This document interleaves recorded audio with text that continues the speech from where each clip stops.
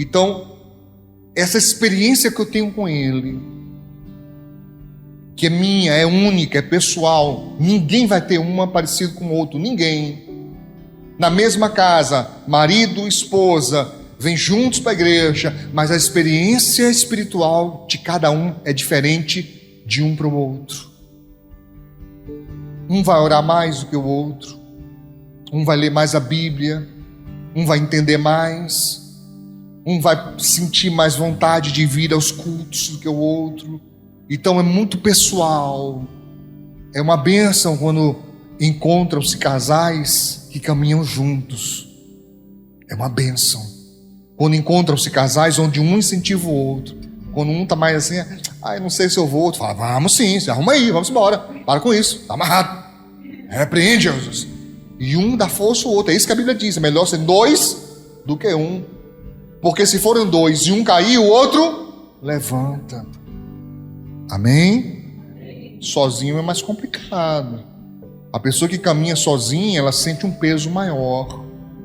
É como se ela estivesse carregando o peso da casa sozinha, é mais difícil.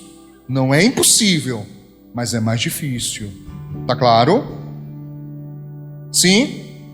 Então, o batismo com experiência pessoal, irmãos, uma experiência anterior, nada mais é do que você, representar na hora do batismo o que você já é antes. Eu já tenho aliança com Deus, eu já morri para o mundo, já ressuscitei em Cristo, vivo em novidade de vida, meu velho homem está sepultado, e ali vai ser só uma representação pública daquilo que já aconteceu internamente com você. Dá para entender assim? O que mais? Batismo como selo da nossa fé. Irmãos, eu precisaria de um seminário inteiro, de várias semanas, para explicar isso. Mas você lembra quando eu expliquei sobre a mudança de lei? Quando há mudança de lei, muda-se também o sacerdócio. Lembra? Não foi isso que eu disse. Eu disse que quando muda-se o sacerdócio, muda-se a lei. Está só testando para ver se vocês estão atentos. Não estão. Preste atenção, obreiros. Até os obreiros embarcados. Foi, pastor, foi não. É o contrário, tá? Muda-se o sacerdócio, muda-se a lei. Eu ensinei para vocês que quando o Novo Testamento apresenta a lei de Cristo, ela amplia umas coisas, substitui outras, confirma outras.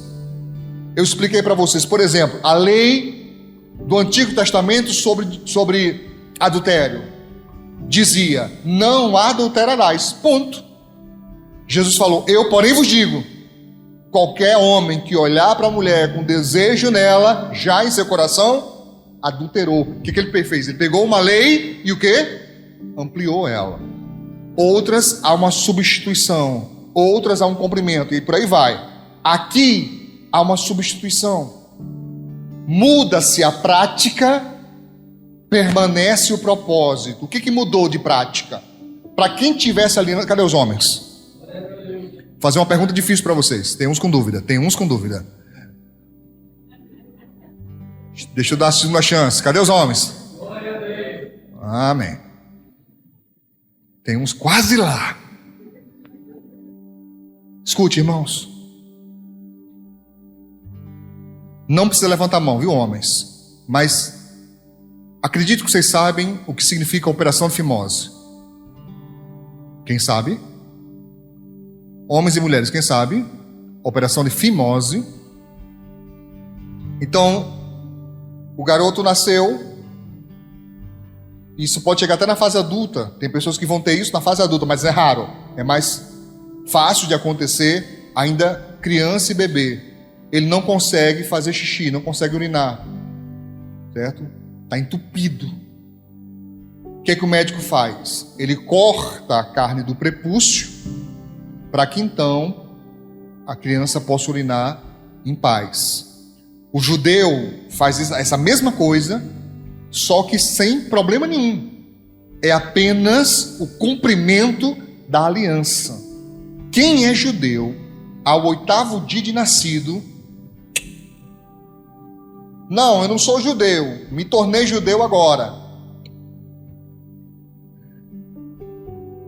Só que para nós do Novo Testamento, são muitos textos, eu não tenho tempo agora, mas deixa-se claro que a circuncisão, que é isso, passou agora por uma modificação. E Paulo fala muito sobre isso, dizendo, não, a circuncisão não vale mais nada. O que vale agora é a mudança por inteiro. A aliança agora somos nós mesmos com Deus. Então o batismo, ele simboliza isso, esse selo na nossa fé. É como se fosse a aliança da circuncisão. Só que agora não é mais na carne do prepúcio, é no coração. Mas não daria para a gente pegar e dizer assim, ei, doutor, tira aqui um pedaço do coração, porque tem que fazer uma aliança com Deus. Não é mais assim. Esse cortar é cortar o pecado, cortar a velha vida, tá claro? Tá dando para entender mesmo, irmãos? Estou preocupado com vocês. Uma boa parte preocupado com a hora também. Eu acho isso uma pena. Porque nós temos no máximo 2 horas de culto, 2h20. Mas tudo bem. Eu continuo me esforçando. Vamos lá. Capítulo 2 de Colossenses, verso 11 e 12 diz: no qual também estáis circuncidados, com a circuncisão não feita por mão, no despojo do corpo, dos pecados da carne. Despojo quer dizer tirada, né? Pela circuncisão de Cristo. Sepultado com ele no batismo, nele também ressuscitaste pela fé no poder de Deus, que o ressuscitou dentre os mortos. Então, aqui Paulo deixa claro aos Colossenses, certo? Essa circuncisão agora não é mais carnal, ela é espiritual, e ele diz claramente, pela circuncisão de Cristo, que é através de quê? Do sepultamento com ele no batismo e também na ressuscitação através da fé. Opa, passei demais.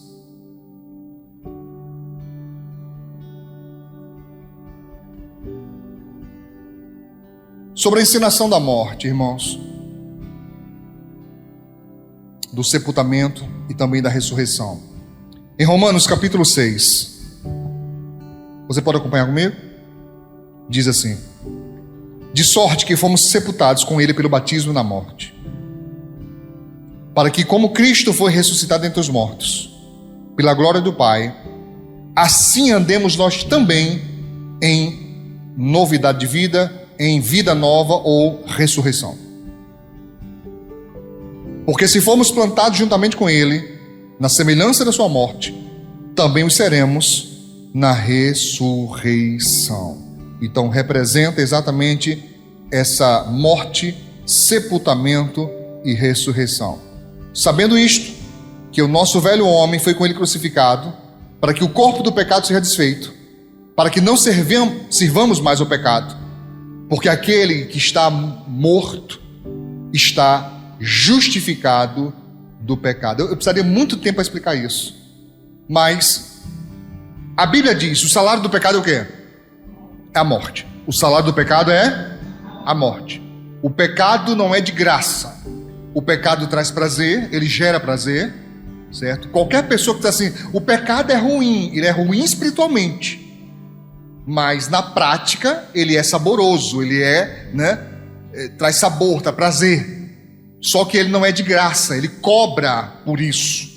E ele não cobra um pagamento, ele cobra logo um salário. E o salário que ele cobra é a morte. Isso não está muito claro, não está? Então, pecou, tem que morrer. Está claro? Pecou, tem que morrer. Acabou, não tem desculpa. Porque o salário do pecado é a morte, ele exige isso. Ele dá o prazer, mas ele anota lá. E depois vai cobrar a alma da pessoa. É assim que funciona. Só que o texto diz, aquele que já está morto em Cristo, já está justificado. Por quê? Porque aquilo que a morte iria requerer, não existe mais, foi desfeito.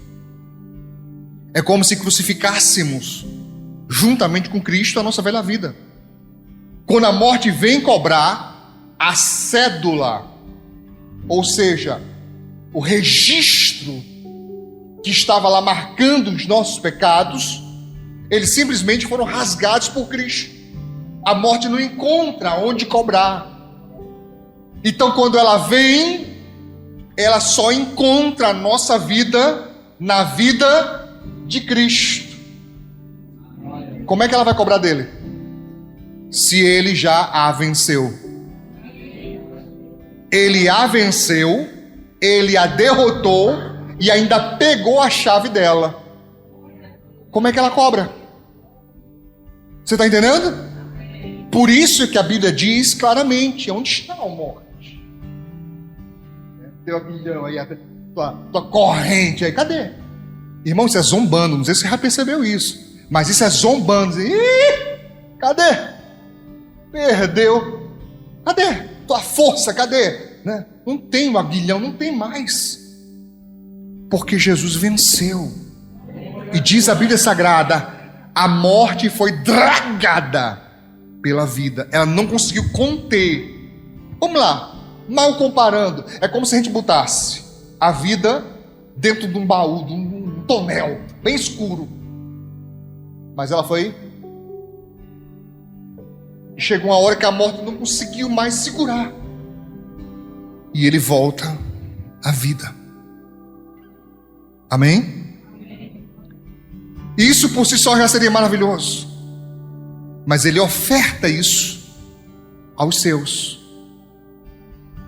dizendo: se você tiver aliança comigo, a minha vida é tua.